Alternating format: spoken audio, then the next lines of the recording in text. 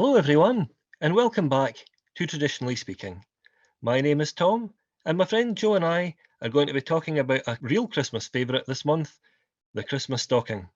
I'll tell you, it's it's the same kind of thing. It was made famous from Clement Clarke Moore's Night Before Christmas poem, where they talk about the stockings were hung by the chimney with care, but it goes back a whole lot farther than that.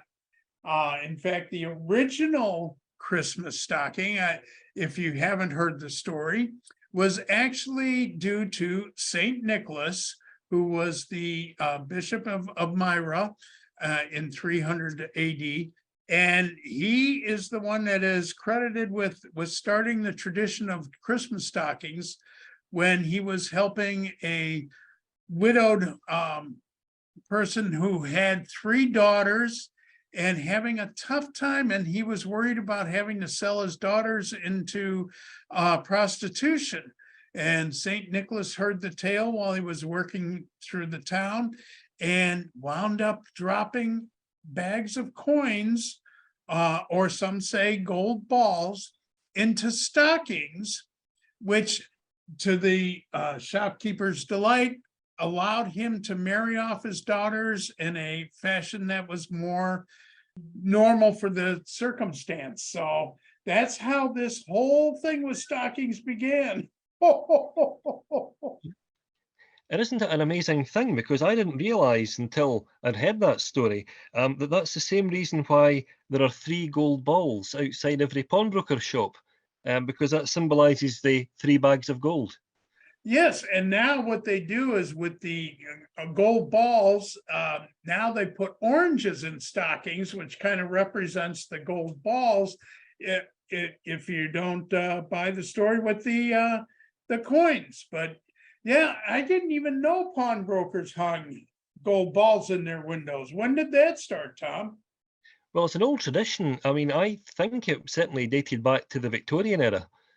So I would guess probably mid-19th century. Wow, that's man. And of course, it's interesting.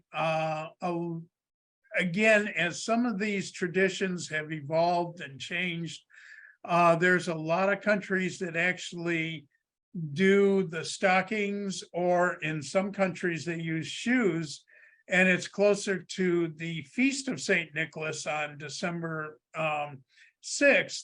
And, so the eve of that, December 5th, they put out their shoes, and then they put gifts or candy or toys or trinkets in the shoes. And they do that in a lot of countries like France and Holland, Italy and Hungary. And of course, if they don't do it on the Feast of St. Nicholas, they'll do it on Christmas Eve. But it's interesting. And even I learned that in Puerto Rico, the children will put out boxes of flowers and greens, not for Santa Claus, but for the three kings' camels. And the three kings take the greens and the flowers and replace it with gifts. So again, depending on the country you're in and the traditions you follow, but it's been obviously the Christmas stocking is a huge tradition in America. Do they do that pretty much the same way in Scotland, Tom? Well, do you know, it's funny you should mention that because the Christmas stocking has a very significant part in the Scottish Christmas, because the very first mention of Santa Claus in the whole of the United Kingdom was made in the John O'Groat Journal, which is a Scottish newspaper right in the north of Scotland, on the 9th of January, 1852. Wow. And the reason why it's significant is because over here, really until I would say the early 20th century, Santa would come and visit kids on Hogmanay, which is New Year's Eve. So the same kind of tradition takes place where there's a little treat left for young children in the Christmas stocking, and it was usually some fruit or possibly some coins initially, but then as time goes by, things become more elaborate. Now, do they still do it closer to New Year's Eve, or do they do it more at Christmas time now? Well, I think that tradition probably changed around sort of the mid 20th century because Christmas Day finally became a bank holiday in Scotland around the sort of the mid 1950s. I think it was about 1958. And then Boxing Day became a bank holiday around 1974. So it was around about that time that the traditions became more homogenized across the whole of the UK. Well, and of course, I mean, obviously back in that day, they were just using whatever stockings they were wearing on their feet and washing and hanging up. Um, or some were a little more ingenious and grabbed their father's socks, which were bigger. But nowadays, the stocking has just grown to ginormous proportions. Go ahead, Tom, hit us with the biggest one ever. Well, I'm glad you mentioned that because the largest ever Christmas stocking, it's an absolute whopper. It was 51 metres 35 centimetres in length and 21 metres 63 centimetres in width. So to put that into imperial measurements, 168 foot by 5.65 inches in length and 70 foot and 11.57 inches in width. So that's a seriously big Christmas stocking. My God, you could put an entire army in that. That was put together by the Volunteer Emergency Services Organisation in Italy, and that was in 2011. So they still have the record at the moment.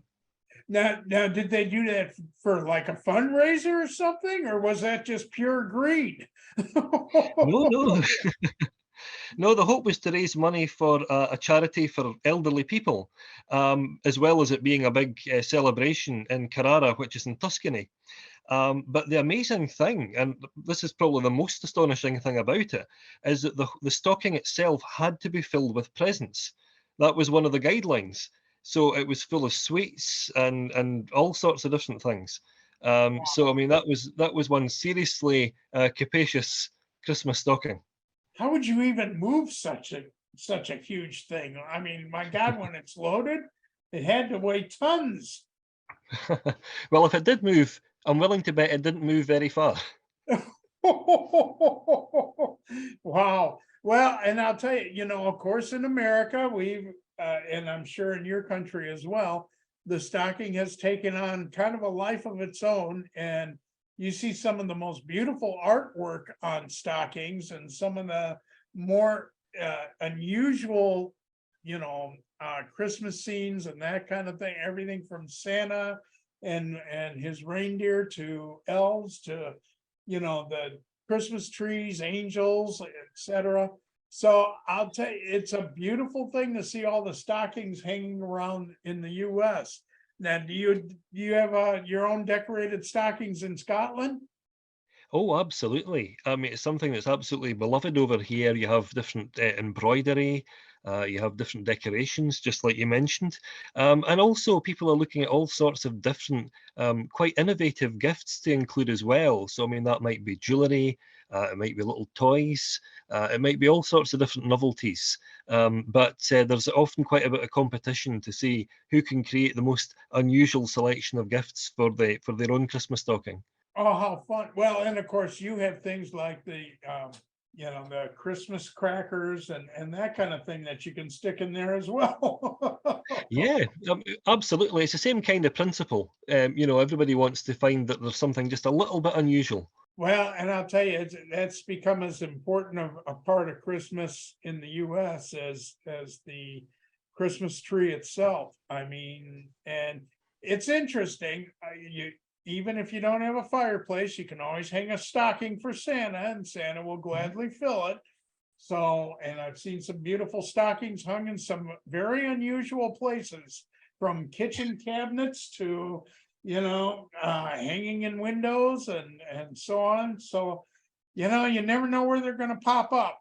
Well, isn't that the amazing thing? Because we all know that Santa moves with the times, and he's by no means only going to pay attention to a stocking if it's on the fireplace. He knows exactly Absolutely. where everyone's going to have it. Yeah, absolutely not. Santa's got to be versatile like everybody else. But I do enjoy filling them. So, and it's fun. a lot of times now in this country, they're putting like electronic games and things on that order because they are small enough to fit in a stocking and don't always look too impressive wrapped up under a Christmas tree because they're so small. So you sometimes you can get your best gift from a stocking rather than from under the tree. Yeah, that's true, and I think that's especially true of things like, handheld retro gaming devices, things like that. It's really interesting to see just how many people have been embracing all these different traditions, even in a modern way. So what I'd like to know from our listeners is, do you hang Christmas stockings? And, I know there's a lot of pet stockings that go up around Christmas too. And, it's hard to carry all the pet supplies that you might need as well.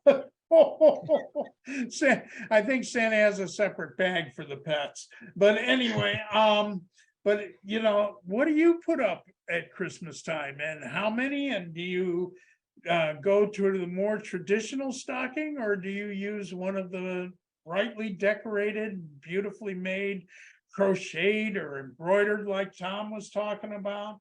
I'd like to hear, and if you have pictures, we'd love to see them. We'd be especially keen to hear about your unusual Christmas gifts if you've had a really unusual stocking filler over the years that really meant a lot to you, and you'd like to share that story with us. Oh, excellent idea. Yeah, I'd love to see that and see what's the most unusual gift you have ever pulled out of a stocking. So, and I'm sure I'll hear about engagement rings or wedding rings.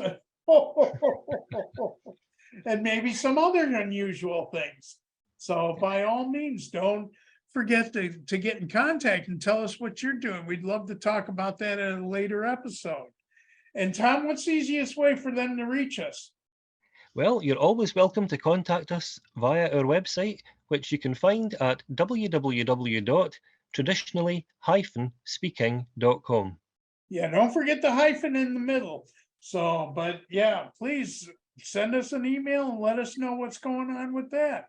So anyway, that's a fascinating story. Do you have anything else to add to the stocking story, Tom? Just to say, I'm really glad we've been able to cover this because I think it must be one of the most ancient of all Christmas traditions. A lot of people say, and it's been a disputed claim, that it goes all the way back to ancient Norway. Because it was said that one of the ancient Norwegian traditions was that kids would leave out food for the Norse god Odin because he had a flying horse. And they would leave food near the chimney for the horse, which would be basically when Odin came to visit the house, he would be so touched that they'd been so kind to think of his horse that he would leave them little gifts.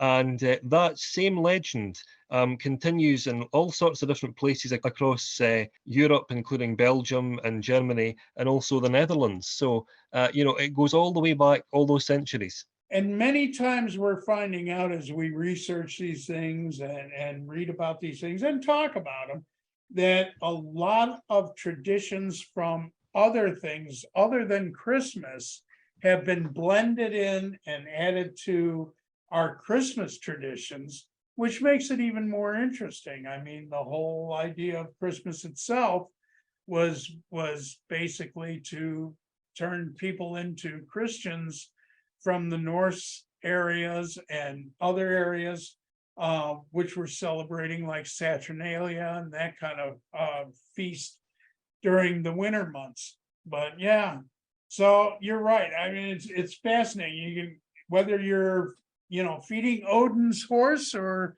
feeding the reindeer. It's interesting what people put out for Santa and for at Christmas and how they're exchanged into something more magical for you. So, well, thanks for bringing this one up, Tom. I thought it was a great subject, and I don't know how many people knew about the Saint Nicholas thing with the gold coins, but that's really kind of a fascinating thing, and it teaches us again to always take care of our neighbors. Absolutely. And isn't that the best thing about these old traditions is the fact that they can be reinvented, they can be rediscovered, but we can always find something new to talk about here in the present day. Absolutely. Well, my friend, I think that just about wraps it up for this one. What's your final words? Well, just to say thanks so much for discussing such a really fascinating subject, because I think it's one of those things, isn't it, that means different things to different people. And that's the wonderful thing about Christmas, is it always has the capacity to bring us together. So whatever country you happen to be in, and whatever your tradition might be with the Christmas stocking, it's good to know, isn't it, that it's something that people have found has brought them joy for so many years. Absolutely. And of course, if you find these podcasts fun and interesting, and we're having a ball doing them, but make sure you go back and listen to some of our other podcasts you may have missed, and always stay tuned because we'll have a new one out every month. So thank you everyone for coming along to join us today. I hope you've enjoyed it, and I hope that you'll join us again soon. Bye all.